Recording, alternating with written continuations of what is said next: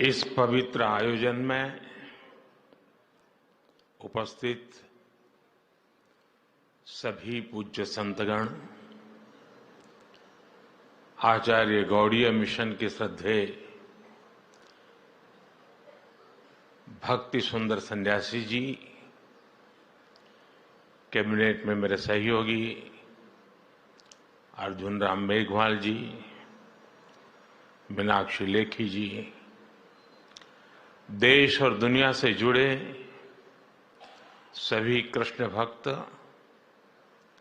अन्य महानुभाव, देवी और सज्जनों, हरे कृष्ण हरे कृष्ण हरे कृष्ण। आज आप सबके यहां पधारने से भारत मंडपम की भव्यता और बढ़ गई है।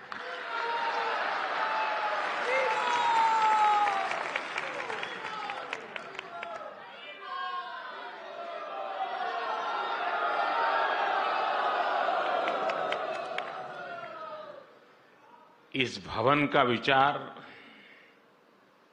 भगवान बसवेश्वर के अनुभव मंडप से जुड़ा हुआ है। अनुभव मंडपम प्राचीन भारत में आध्यात्मिक विमर्शों का केंद्र था। अनुभव मंडपम जन कल्याण की भावनाओं और संकल्पों का ऊर्जा केंद्र था। आज श्रील भक्ति सिद्धांत सरस्वती गोस्वामी प्रभुपाद जी की 150वीं जयंती के अवसर पर भारत मंडपम में वैसी ही ऊर्जा दिखाई दे रही है।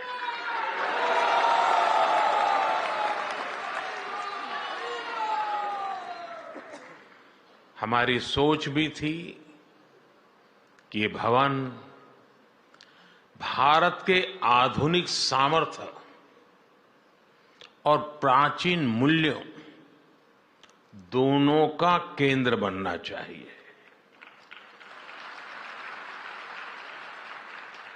अभी कुछ महीने पहले G20 समिट के जरिए यहां से नए भारत के सामर्थ्य के दर्शन हुए थे और आज इसे वर्ल्ड वैष्णव कन्वेंशन को आयोजित करने इसका इतना पवित्र सौभाग्य मिल रहा है।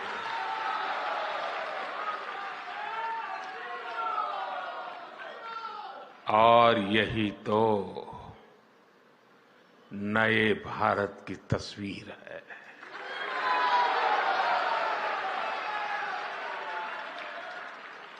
जहां विकास भी और विरासत भी दोनों का संगम है। जहां आधुनिकता का स्वागत भी है और अपनी पहचान पर गर्व भी है।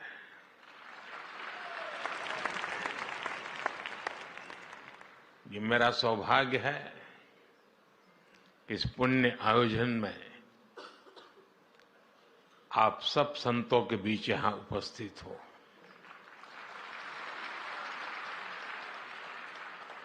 और मैं अपना सौभाग्य मानता हूं कि आप में से बहुत कई संतों के साथ मेरा निकट संपर्क रहा है। मुझे अनेक बार आप सबका सानिध्य मिला है। मैं कृष्णम वंदे जगद्गुरुम की भावना से भगवान के श्री चरणों में प्रणाम करता हूं। मैं श्रील भक्ति सिद्धांत प्रभुपाद जी को श्रद्धापूर्वक नमन करते हुए उन्हें आदरांजलि देता हूं, श्रद्धापूर्वक नमन करता हूं। मैं प्रभुपाद के सभी के अनुयायियों को उनकी 150वीं जन्म जयंती की हृदय से बहुत बहुत शुभकामनाएं देता हूं।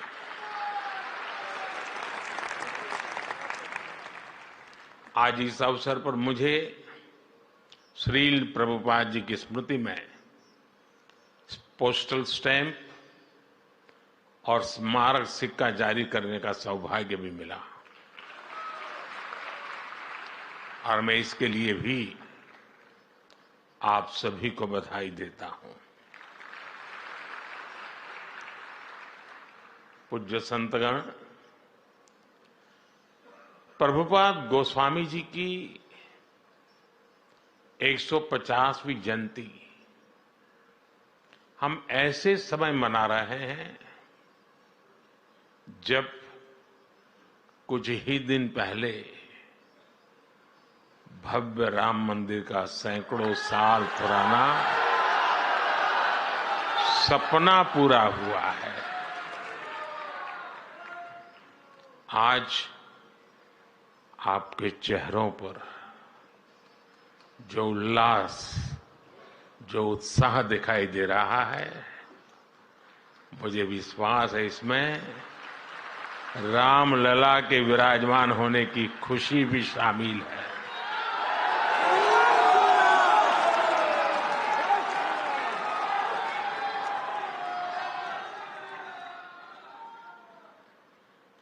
इतना बड़ा महायज्ञ संतों की साधना से,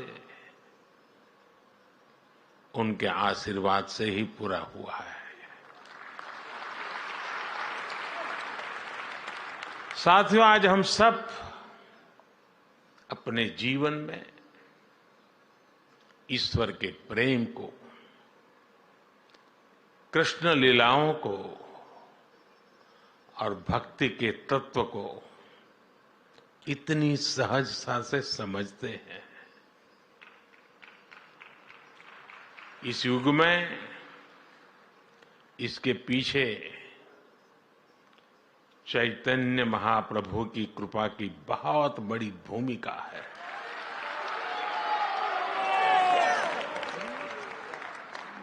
चैतन्य महाप्रभु कृष्ण प्रेम के प्रतिमान थे।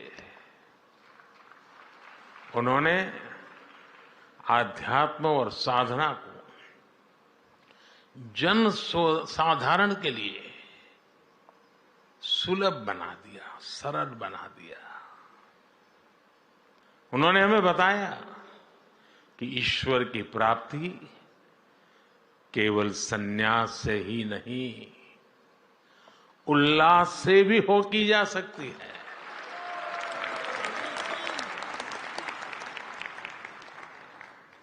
और मैं अपना अनुभव बताता हूं। मैं इस परंपराओं में पला बढ़ा इंसान हूं।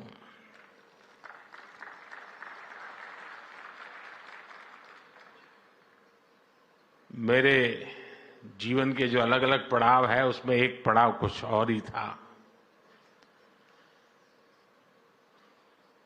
मैं उस माहौल में बैठता था, बीच में रहता था, भजन कीर्तन चलते थे, मैं एक कोने में बैठा रहता था, सुनता था,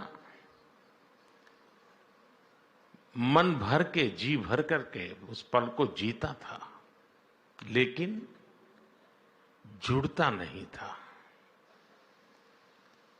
बैठा रहता था। पता नहीं, एक बार मेरे मन को काफी विचार चले। मैंने सोचा, ये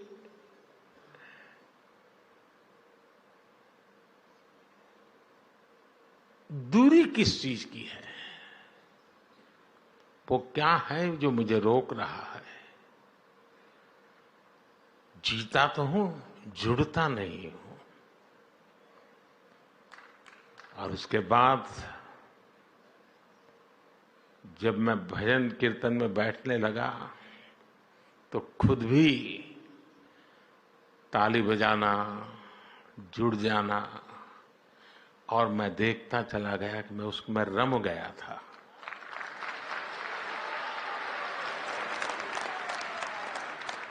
मैंने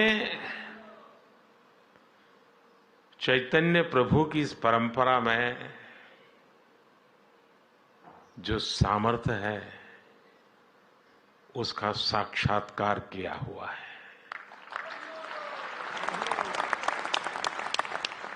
और अभी जब आप कर रहे थे और मैं ताली बजाना शुरू हो गया तो वहां लोगों को लग रहा है पीएम ताली बजा रहा है। पीएम ताली नहीं बजा रहा था, प्रभु भक्त ताली बजा रहा था।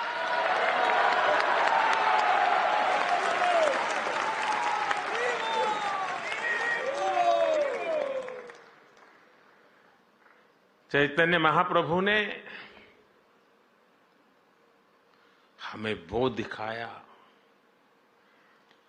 कि श्री कृष्ण की लीलाओं को, उनके जीवन को उत्सव के रूप में अपने जीवन में उतारकर कैसे सुखी हुआ जा सकता है, कैसे संकीर्तन, भजन, गीत और नृत्य से आध्यात्म के शीर्ष पर पहुंचा जा सकता है। आज कितने ही साधक ये प्रत्यक्ष अनुभव कर रहे हैं, और जिसका अनुभव को आनंद होता है, मुझे उसका साक्षात्कार हुआ है।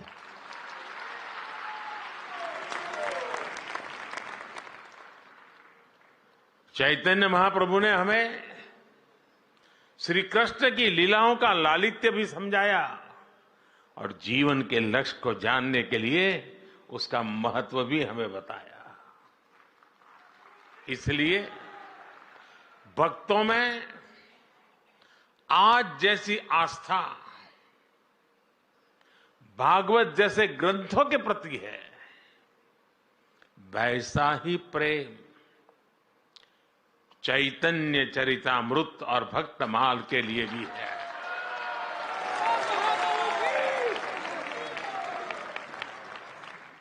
साथियों, चैतन्य महाप्रभु जैसी दैवीय विभूतियां समय के अनुसार किसी न किसी रूप से अपने कार्यों को आगे बढ़ाती रहती है।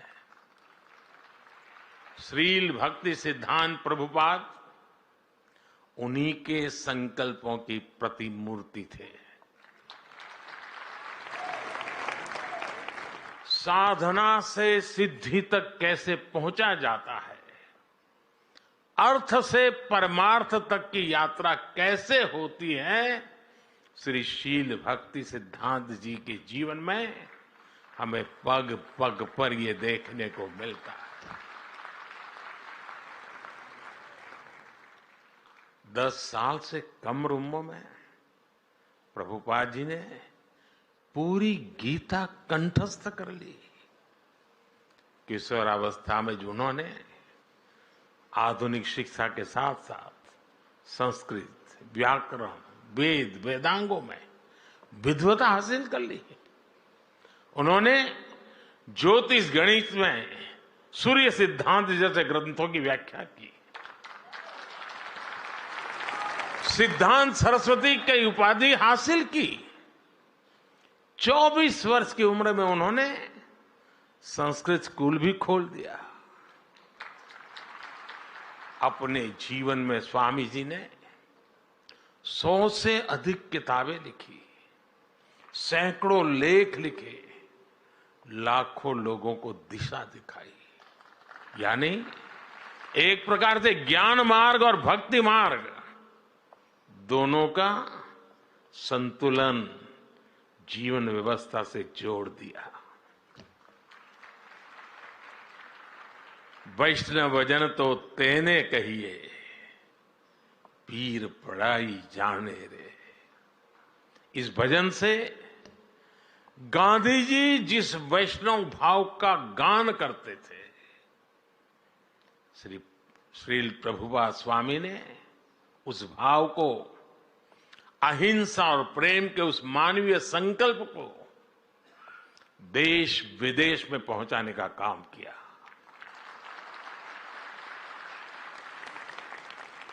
साथियों, मेरा जन्म तो गुजरात में हुआ है।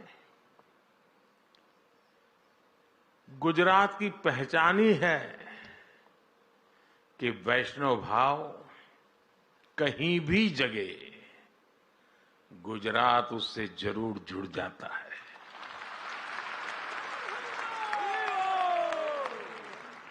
खुद भगवान कृष्ण मथुरा में अवतरित होते हैं, लेकिन अपनी लीलाओं का विस्तार देने के लिए वो द्वारिका आते हैं।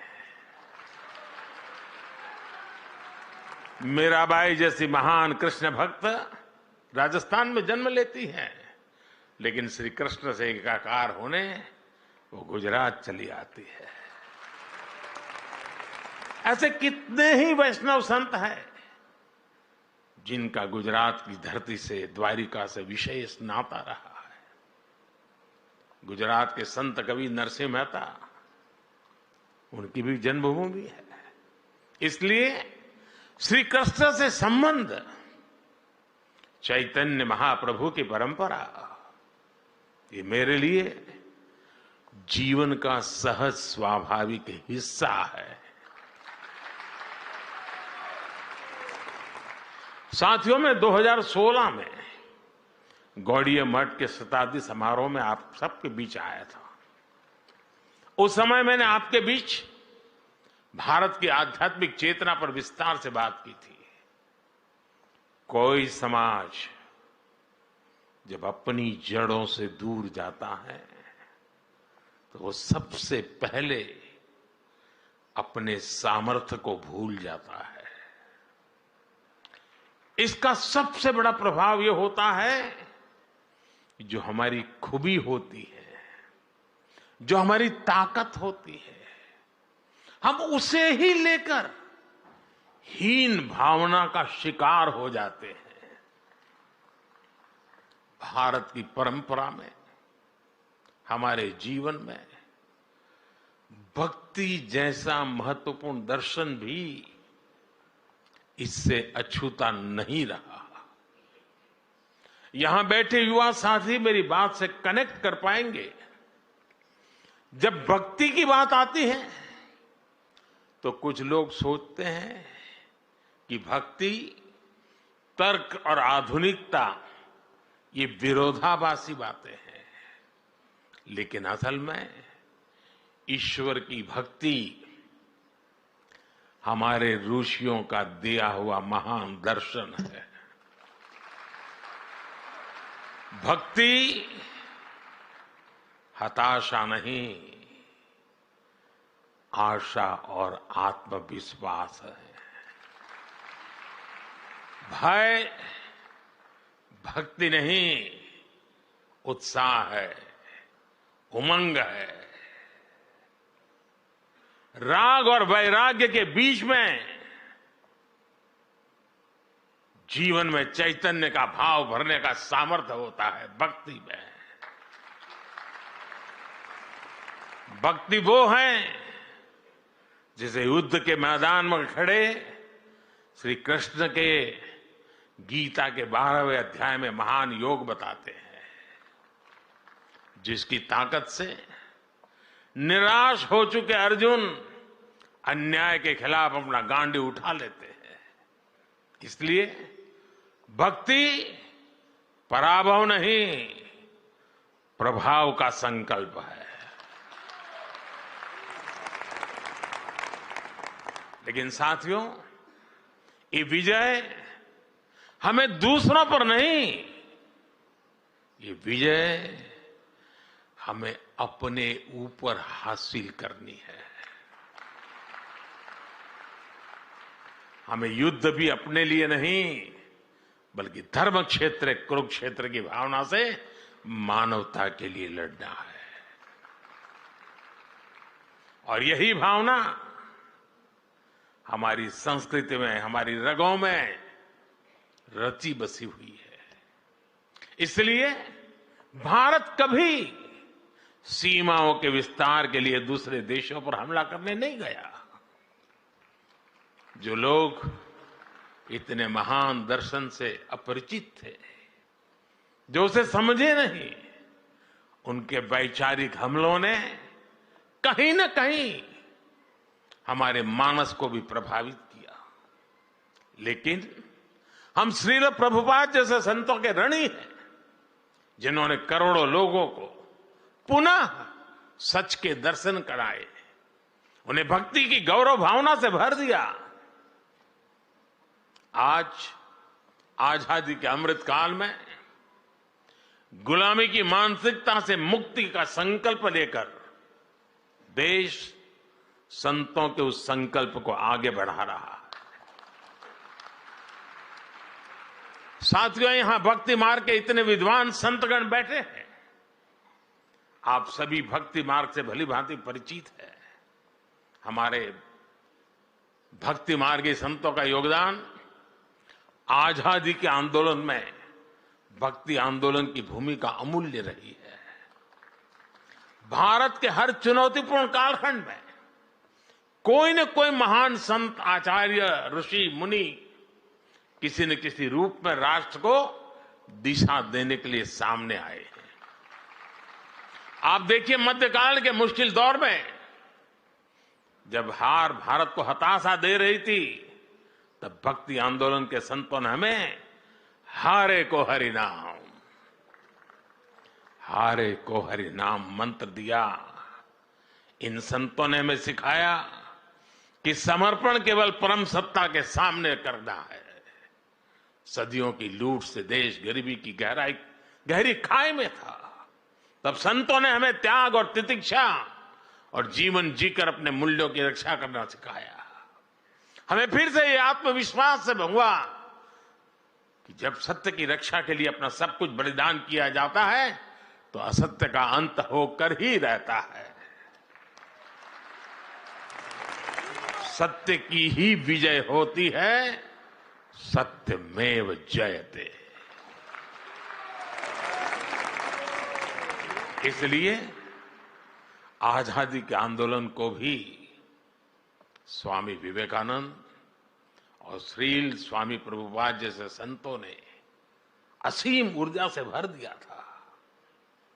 प्रभुपाद स्वामी के पास नेताजी सुभाष चंद्र बोस और महामना मालवीय जैसी हस्तियां उनके आध्यात्मिक मार्गदर्शन लेने आती थी। साथियों, बलिदान देकर भी अमर होने रहने का यह आत्मविश्वास हमें भक्ति योग से मिलता है। इसलिए हमारे ऋषियों ने कहा है, अमृत स्वरूपाच, अर्थात वह भक्ति अमृत स्वरूपा है। आज इसी आत्मविश्वास के साथ करोड़ों देशवासी राष्ट्रभक्ति की ऊर्जा लेकर अमृत काल के में प्रवेश कर चुके हैं। इस अमृत काल में हमने अपने भारत को विकसित बनाने का संकल्प लिया है। हम राष्ट्र को देव मानकर, देव से देश का विजन लेकर आगे बढ़ रहे हैं। हमने अपनी ताकत, अपनी विविधता को बनाया है। देश के कोने कोने के सामर्थ्य है, यही हमारी ऊर्जा, हमारी ताकत, हमारी चेतना है।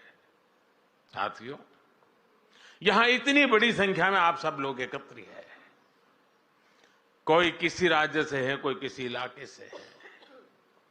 भाषा, बोली, रहन सहन भी अलग अलग है, लेकिन एक साझा चिंतन सबको कितनी सहजता से जोड़ता है। भगवान श्री कृष्ण हमें सिखाते हैं, अहम आत्मा गुणाकेश सर्वभूताशय स्थित, अर्थात सभी प्राणियों के भीतर उनकी आत्मा के रूप में एक ही ईश्वर रहते हैं। यही विश्वास भारत के अंतर्मन में नर से नारायण और जीव से शिव की अवधारणा के रूप में रचा बसा है। इसलिए अनेकता में एकता का भारत का मंत्र इतना सहज है, इतना व्यापक है कि उसमें विभाजन की गुंजाइश ही नहीं है।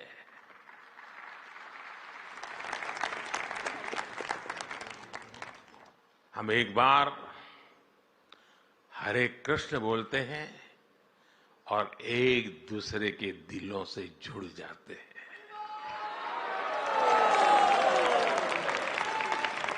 इसलिए दुनिया के लिए राष्ट्र एक राजनैतिक अवधारणा हो सकती है, लेकिन भारत के लिए तो एक भारत श्रेष्ठ भारत ये आध्यात्मिक आस्था है। हमारे सामने खुद श्रील भक्ति सिद्धांत गोस्वामी का जीवन भी एक उदाहरण है। प्रभुपाद जी पुरी में जन्मे, उन्होंने दक्षिण के रामानुजाचार्य जी की परंपरा में दीक्षा ली और चैतन्य महाप्रभु की परंपरा को आगे बढ़ाया और अपनी इस आध्यात्मिक यात्रा का केंद्र बनाया बंगाल में स्थापित अपने मठ को। बंगाल की धरती में बात ही कुछ ऐसी है कि वहां से आध्यात्म और बौद्धिकता निरंतर ऊर्जा पाती है।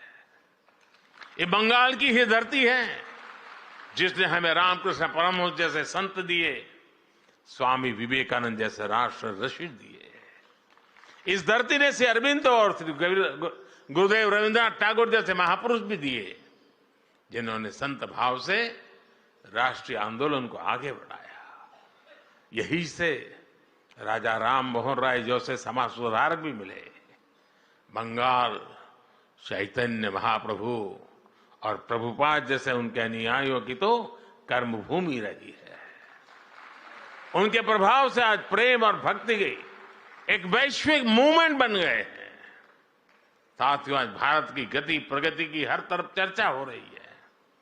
आधुनिक इंफ्रास्ट्रक्चर में, हाईटेक सेवाओं में भारत विकसित देशों की बराबरी कर रहा है। कितनी ही फील्ड्स में हम बड़े बड़े देशों से आगे भी निकल रहे हैं।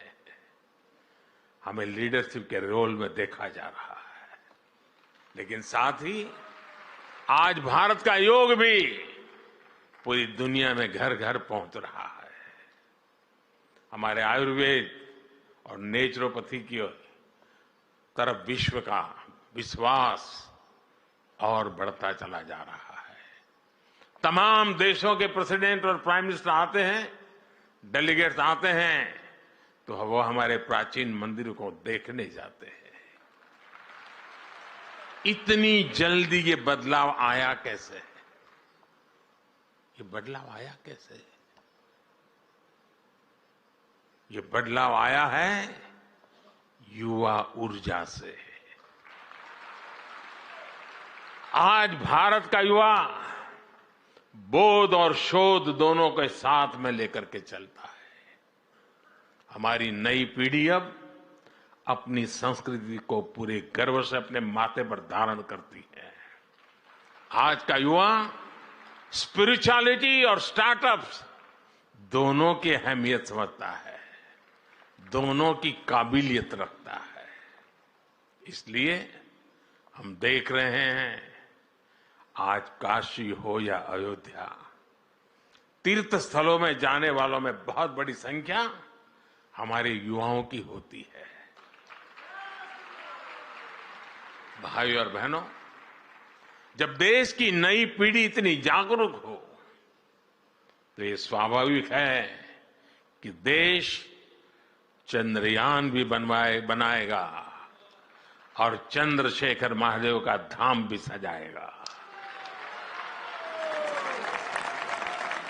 जब नेतृत्व युवा करेगा तो देश चंद्रमा पर रोवर भी उतारेगा और उस स्थान को शिव शक्ति नाम देकर अपनी परंपरा को पोषित भी करेगा।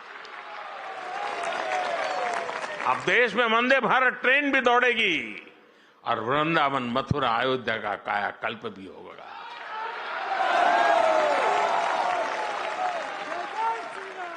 मुझे बताते हुए भी खुशी हो रही है कि हमने नमामि गंगे योजना के तहत बंगाल के मायापुर में सुंदर गंगा घाट का निर्माण भी शुरू किया है। साथियों, विकास और विरासत की ये हमारा कदमताल 25 वर्षों के अमृत काल में ऐसे ही अनवरत चलने वाला है। संतों के आशीर्वाद से चलने वाला है।